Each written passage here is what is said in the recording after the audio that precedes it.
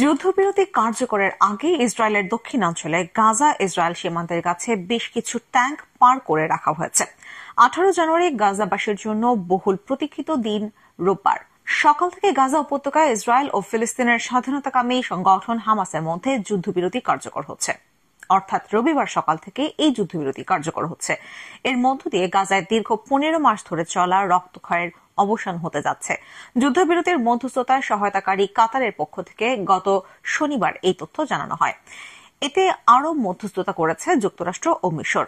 কাতারের পররাষ্ট্র মন্ত্রণালয়ের মুখপাত্র মাজেদ আল আনসারি এক্সে এক বিবৃতিতে বলেন, চুক্তির পক্ষ এবং মধ্যস্থতাকারীদের সমন্বয় অনুসারে গাজা উপত্যকায় যুদ্ধবিরতি শুরু হবে 19 জানুয়ারি রোববার গাজার স্থানীয় সময় সকাল 8:30 থেকে।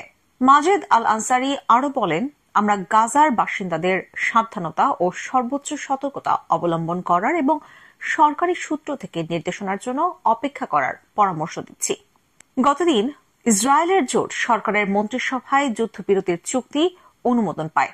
এর আগে টানা 6 ঘণ্টা বৈঠক করেন নেতানিয়াহু সরকারের মন্ত্রীরা। নেতানিয়াহুর দপ্তরের পক্ষ থেকে এক বিবৃতিতে বলা হয়েছে, জিম্মিদের ফিরিয়ে আনার চুক্তির অনুমোদন দিয়েছে ইসরায়েল সরকার।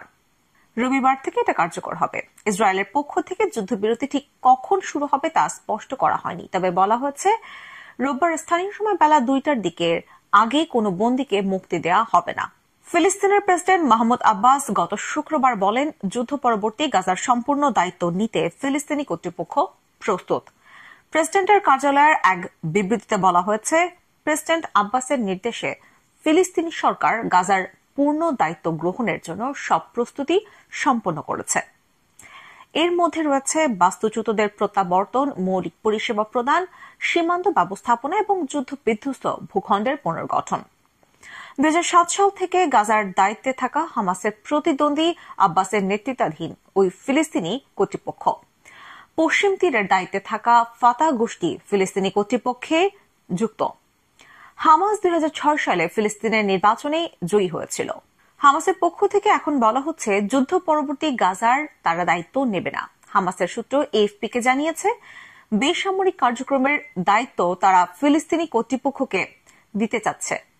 যুদ্ধ পরবর্তী ফিলিস্তিনের দায়িত্ব কার কাছে যাচ্ছে তা নিয়ে ইসরায়েল কোনো অবস্থান নেয়নি।